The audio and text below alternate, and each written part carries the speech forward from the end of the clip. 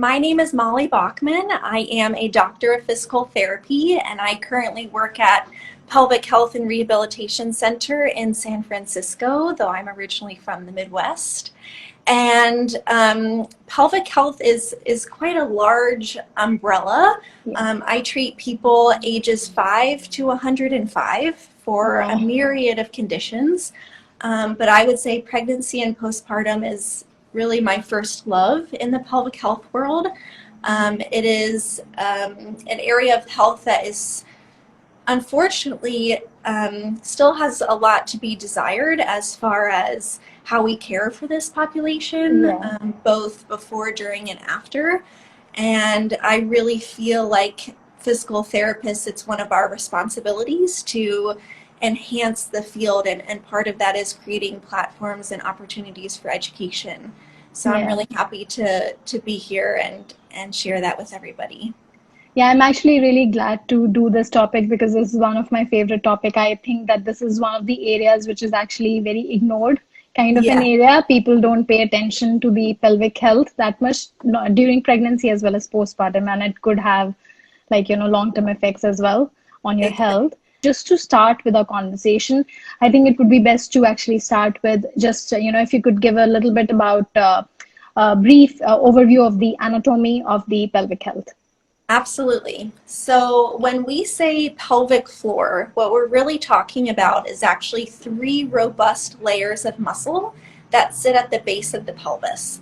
So if you see the pelvis here, we're looking from the front, and you look from the underside, you can see a muscle called ischiocavernosus and bulbospongiosus. These muscles actually make the clitoris erect when you're aroused. Most people don't know that the clitoris is erectile tissue, and it helps to squeeze and narrow the vaginal canal as well. The urethra is right here, and it also helps to pinch off the urethra when you don't want to pee and opens up when you do. And then you can see down here you have the external anal sphincter, which pinches off when you don't want to poop and opens up when you do. And then when you look from the inside, you can see a lot of muscles, and collectively they're called the levator ani. So they go all the way from the coccyx bone up to the front of the pubic bone here, and they act like a bowl. So the most important job of our pelvic floor muscles is actually to hold up our organs all day long. Very big responsibility. And so in that way, they're actually a part of what we call the deep core. Most people think of their core muscles as just being the abdominal muscles, but really it's the abdominal wall, your pelvic floor from below, your diaphragm from above, your low back muscles, and even some of your hip muscles. And so when one of these components isn't showing up sufficiently, often it's the pelvic floor that takes the hit because of gravity. It's at the low here. So really cool series of muscles in that they're responsible for so much urination, bowel function, sexual function, and support, but also kind of a design flaw because usually people will have symptoms in more than one category. So that's the overall anatomy. And one thing I would like to point out too, and this is often something that I teach when I'm working with somebody who just wants to come in as a way of preparing for birth. When we talk about pushing the baby out of the vaginal canal, these muscles don't push. They're not pushing muscles. The only thing that pushes is the uterus. So the uterus is squeezing from above. The pelvic floor has to open like a curtain. So, and we'll get into this a little bit later when we're talking about Kegel exercises or pelvic floor muscle contraction exercises. Often during the pregnancy period, it may not be necessary to work on strengthening those muscles. It may actually be necessary to work on training how to lengthen and open those muscles so that when it does come time to have the birth, those muscles know exactly what to do. And frequently I give the example of, I use this cervical dilation wheel. This is made by a wonderful person named Jordan Smith who lives in the East Bay. But this shows exactly how much the cervix has to dilate to get a baby out. Well, if the cervix has to dilate and expand and open this much, guess what else has to dilate and expand and open this much? The pelvic floor as well. So Yeah. when we talk about training these muscles, which again we'll get into in a little bit, it's so important to understand the nuances of how these muscles work, and it's more than just a squeeze and a lift, Hmm.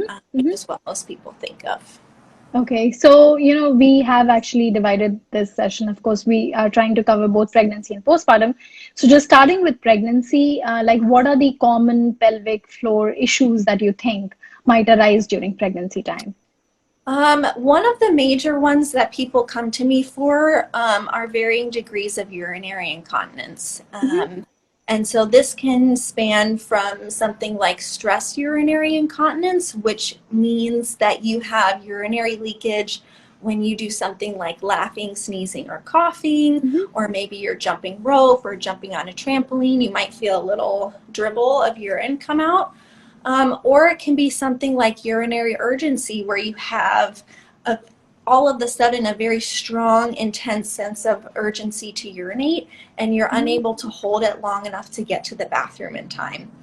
Okay. Um, One of the reasons why this suddenly happens during pregnancy is not necessarily because the strength of your pelvic floor muscle changes, but because we have these other anatomical and biomechanical changes. So, for example, most pregnant people, because the belly is expanding so rapidly, will Hmm. start to tilt their pelvis forward because it's so hard to accommodate a growing abdomen that's changing so quickly. When we have this tilt forward, it changes the physics of how these muscles function. Hmm. Hmm. So let's say, for example, somebody comes in and I test their pelvic floor muscles and they're a 5 out of 5 strength, but Hmm. that's when they're on the table. Well, when we go up to stand, it doesn't really matter if you're 5 out of 5 strength if you're not starting in the correct position. Hmm. All muscles in the body function best and you get the most power when they're in their optimal range. So that's one of the reasons why incontinence can suddenly happen during pregnancy. Hmm. Another reason why it may happen is the anatomy of the bladder itself changes. So Hmm. as the uterus is expanding, the bladder gets compressed. And Hmm. because of that, the muscles of the bladder itself, which we cannot consciously control, hypertrophy, which means it gets thicker. Hmm. So the physical size of the bladder gets smaller and your capacity to hold a large volume of liquid Hmm. decreases. Okay. Um, so there can be many reasons why it happens, but those are the primary ones. Hmm.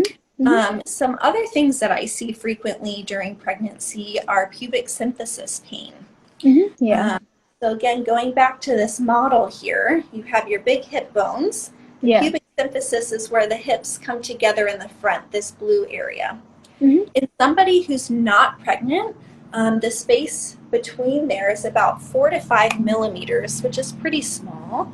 Um, this can change anywhere from 2 to 3 millimeters during pregnancy. And one of the Okay. reasons why is, especially as you get later into the trimesters, your pelvis is starting to expand and open and getting ready for the birth Hmm. itself. Hmm. Now, I will say sometimes that kind of separation can be a source of pain. However, commonly I find that people have a separation but don't have pain at all. So Hmm. that begs the question, what really is the root cause of Hmm. your individual pubic symphysis pain? Sometimes it's because the adductor muscles, which are the muscles of the inner thigh, become really overworked. And again, this is because of the changes to the pelvis and Hmm. your posture and the biomechanics of how everything is functioning. So Hmm. oftentimes the adductors are trying to overcompensate and provide more stability for you because Hmm. something else isn't showing up sufficiently. Those Okay. adductor muscles attach all along here and can cause that Hmm. same exact pain that you would have if separation were causing that pain. Okay. Um, you'll hear me talk a lot about biomechanics. Yeah, yeah, yeah. Sure, sure. um, Go ahead. It's actually good so, to understand things. Yeah. yeah, yeah. Another thing I see people for in pregnancy is something called SI joint pain. Hmm. So SI stands for sacroiliac. So if you look from the back side, That's where the hip bones meet the sacrum, which is basically the base of the spine. Now, there's a lot of misinformation out there about the sacroiliac joint during pregnancy. So much of pain in this region gets blamed on a hormone called relaxin that I'm sure many of you have probably heard about.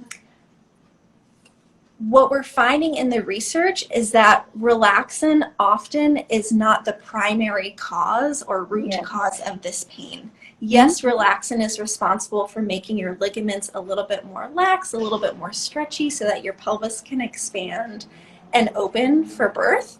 But during pregnancy itself, it's really not at a high volume enough to really cause that kind of pain. So again, that begs the question, what is the root cause? Often it's these biomechanical changes. So again, when we're suddenly walking with our hips swinging side to side, that's going to shift all of the joint forces that are coming up from the ground, and it always lands right in the pelvis, causing pain. So for those kinds of patients, I may actually be working on strengthening the muscles of the pelvic girdle, which are the low back muscles, the hip muscles, the abdominal muscles, et cetera, et cetera. Okay, do you have a... No, I was just saying, like, another common question that we got was regarding sciatica and lower back pain during pregnancy. Yes, so these things can happen for a myriad of reasons as well. Again, I always go back to my physical therapy brain, thinking about posture and the anatomical changes and biomechanical changes. When we, again, think of this anterior tilt where the pelvis tilts forward, that often means that our low back starts to curve as well. And that means that the muscles of the low back are often really straining to try to overcompensate for these changes. So low back pain can either come from the muscles themselves, it can come from changes in the spine, in the bony parts of it as well. And then when we think about sciatica, the sciatic nerve emerges from the sacrum here. So sometimes the sacrum can be rotated forward, backward, sideways, or it can kind of be sheared in these different directions as a result of these biomechanical changes. When that happens, it puts extra pressure on the sciatic nerve, which can cause that feeling of burning, stabbing, shooting, numbness, and tingling down the back of the leg into the foot. So, of course, like, these are all the common things that people, come to you for. So next, the question is it one of the audience actually asked one question, which was, is it very different if, they are an older first-time mom? I would say it doesn't have to be.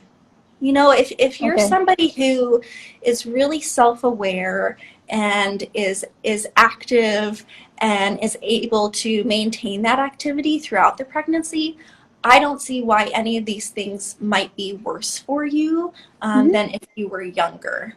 I think there's a lot of misconceptions about the geriatric mother, which is my favorite term, but I would say it doesn't have to be. And just because you have an older age does not mean you're more likely to have one of these things. I've seen people who are 19 and 20 and have severe issues as compared to, the 35 and older pregnant people. So it really is quite variable. And if you have the right support team, you can really have a successful, healthy pregnancy, birth, and postpartum experience.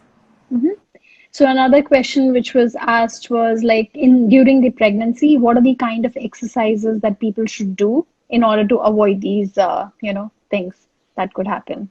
Yeah. So the best answer is to always see a physical therapist, even if you don't have dysfunction, to figure out what is right for your body, because everybody is starting at a different plane. That being said, if I were to prescribe something to the general population for the first 2 trimesters, I would be focusing on strength. So that means strengthening the pelvic floor. That means strengthening the pelvic girdle. That means really being aware of your posture, and alternating your position frequently. And then once you get into the third trimester, where we're really starting to focus on preparing for birth itself, that's when I really recommend getting into some pelvic floor stretches, training yourself how to lengthen your pelvic floor appropriately. I train people how to do perineal massage to themselves, train to get those muscles used to expanding and lengthening. So I would say that's like a pretty good generalized protocol.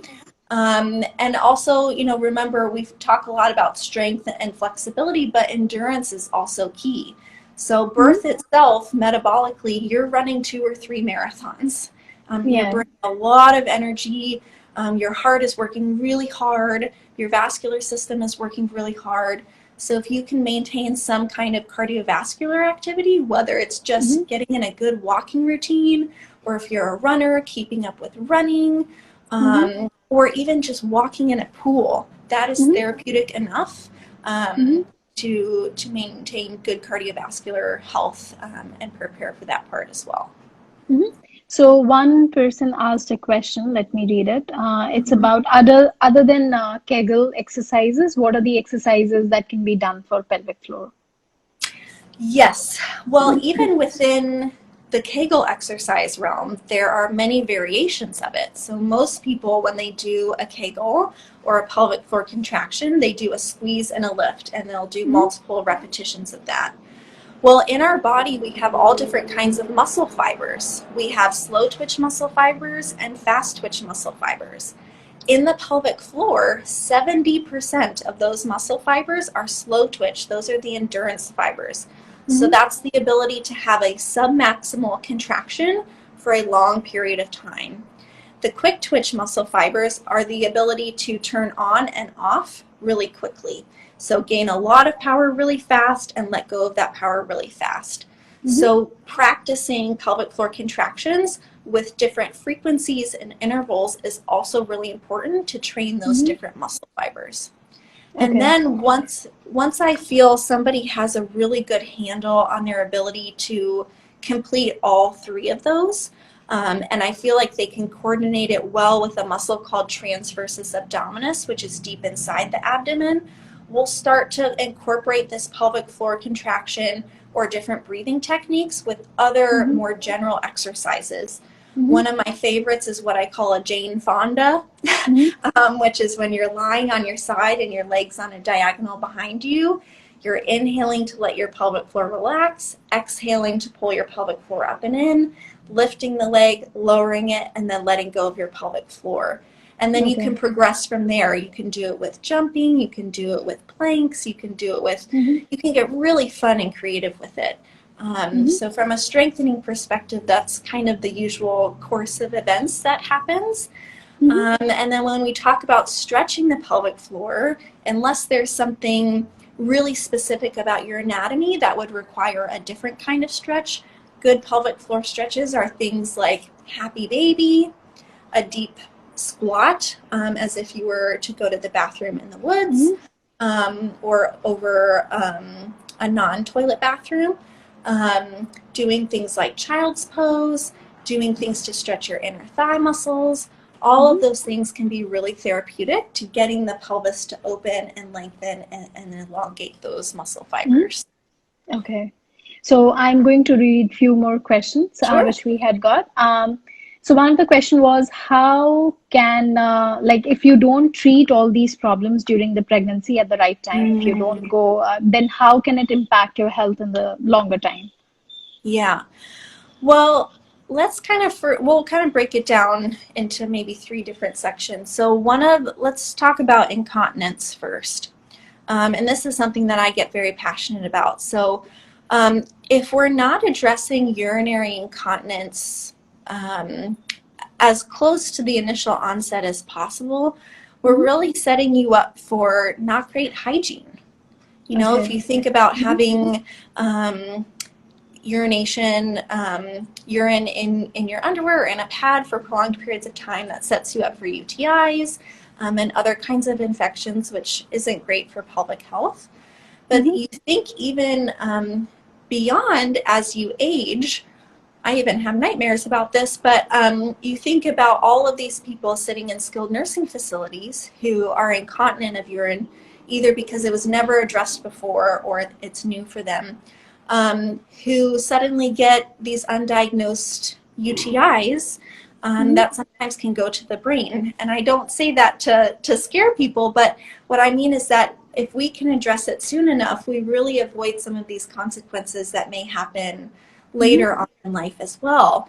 And then you think about menopause too, which causes a depletion of some of these hormones, which makes these muscles less robust. It can be much harder to gain what we call hypertrophy, which is gaining muscle bulk in those years as it is when you're younger. Not that it can't be done, but sometimes it's just a little bit harder. So really addressing incontinence quickly is important. And, you know, unfortunately in the US, we have a history of saying like, oh, well, honey, you just had a baby. Of course you're going to, you know, leak urine whenever you laugh, sneeze, or cough. Okay, well, just because it's common doesn't mean it's normal to pee your pants. And I really like to offer up that kind of thinking to people because especially if you're distressed by it, it's something that's worth addressing. Yeah. When we talk about pain, pain is one of the leading causes of disability in the United States. And if your pain persists, which doesn't always mean that the condition itself worsens, but if the pain persists, your likelihood of returning to work or returning to the activities that give you joy and fulfill you with life, or the activities that are necessary to raise your child are going to be much more challenging, which has profound mental health consequences. Yeah. And again, especially in the United States, we have a really bad habit of saying, oh, honey, well, you're in pain because you're pregnant. Well, just because you're pregnant doesn't mean that you should be in pain. And so many people say like, oh, well, when you're not pregnant, you won't have this pain anymore. And that's just simply not true for a lot of people. Yeah. It's very dismissive and it gaslights people. So if you are experiencing any one of these symptoms, it is worth addressing and it is worth exploring, and you are worth it. Yeah. You are worth it. You deserve to be well and to feel good in your body. And I think a lot of moms are made to feel disempowered when really this should be the most empowering part of their life. Yeah, no, I definitely agree with you on that part. So another question which came up was regarding what is the right time to see a pelvic floor specialist? I think you answered it a little bit, but the question is like, should you visit before you're pregnant or during pregnancy when you experience pain? Any time is the right time to see a pelvic floor physical therapist. You don't have to experience symptoms to see a physical therapist. In the United States, there are many states, including the state of California, where you do not need a physician referral or script to see a physical therapist. So you can just call up the physical therapy office and request an appointment. You have that right, which is amazing. I am a big proponent of knowing your body before it goes through a change. And if you think of comparing birth to something like a soccer game, for example, even if you weren't having an injury before the soccer game, you would be working to prepare your body. That being said, it's hard to know what to prepare for if you've never gone through it before and if you don't know what your baseline status is. So I typically recommend, if you are able, to come in and see a physical therapist either before you're pregnant or at the beginning stages of pregnancy, just to say, okay, here's where I am. Do I have abdominal diastasis at baseline, which is quite common? Do I have pelvic floor muscle strength deficits at baseline? And if so, what can I do to improve my outcome in the postpartum and make the most of this time? Or, oh, you know, you're not experiencing pain, but, you know, your sitting posture is really terrible, or you're lifting things really terrible. This might lead to some issues in later pregnancy. So let's address those things right now. Give you some things to work on at home, and then I'll see you after you have the baby. It's really wonderful to be part of a company, but working as an independent practitioner where Mm-hmm. you can make those decisions for people, Mm-hmm. and help them, create a plan to optimize their health. So to answer the initial question, any time is the right time. There is no Mm-hmm. wrong time. Even if you wait 10, 20 years after birth, it is still worthwhile going and True. getting these things addressed. Yeah, there was one question. Are there any exercises, habits that are helpful or harmful to pelvic health that you would recommend people do or avoid, if they want to become pregnant in the future? Yeah. Number one issue I see, um, for as an underlying cause of pelvic floor dysfunction is constipation. If you are somebody who is not pooping regularly and who strains to push poop out every time you go, that is not normal. And Mm-hmm. that needs to be addressed. That puts significant pressure on these muscles.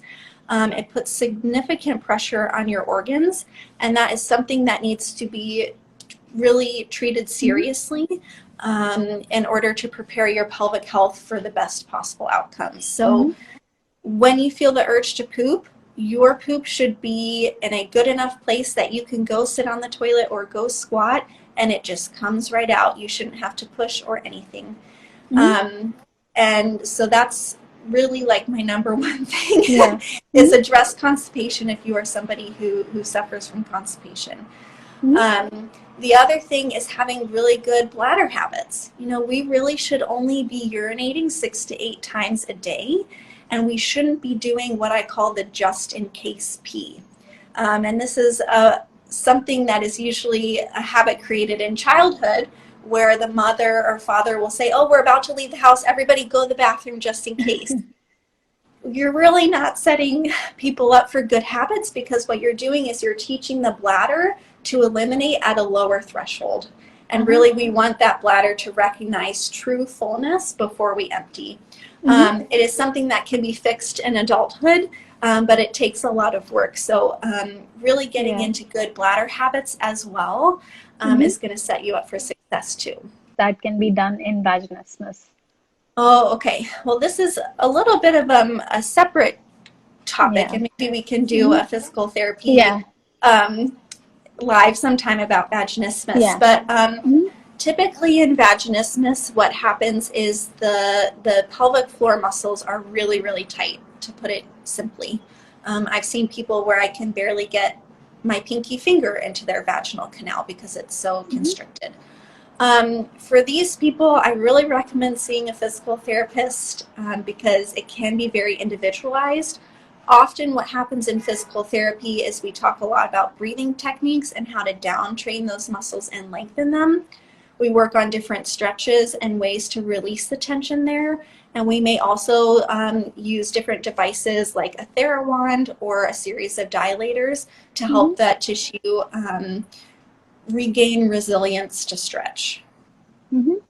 So then another question that we got was, can pelvic problems affect the ability to get pregnant? Mm, that's a really good question. I would say that generally pelvic floor muscle problems do not affect fertility. So it doesn't affect your ability to release the egg from the ovary and for its ability to come down the fallopian tubes into the uterus. I will say though, when we think about fertility, one of the reasons why people struggle with getting pregnant is because of chronic inflammation, usually due to high stress levels, or other inflammatory diseases. And one of the reasons why we can be stressed is because of pain. Mm-hmm. And so in that way, it's not as direct, but if you are somebody who suffers from pelvic pain in any way, it can contribute to high levels of stress, which make it even more stressful to try to become pregnant. If you Mm-hmm. are somebody who has dyspareunia, which is pain with sex, or vaginismus, or anything else on that spectrum, you're likely not going to enjoy penetrative intercourse. Yeah. And when you're stressed and not relaxed, you're not going to be supplying the lubrication that you need to create an optimal environment for Mm-hmm. fertility. So kind of a roundabout answer, but Yeah. directly no. Those muscles don't impact fertility, but they can be linked and related to each other. Well, this brings me to the end of this video. Thank you for watching. If you liked the video, subscribe to my YouTube channel, Quick Mommy Hacks, and follow me on Instagram.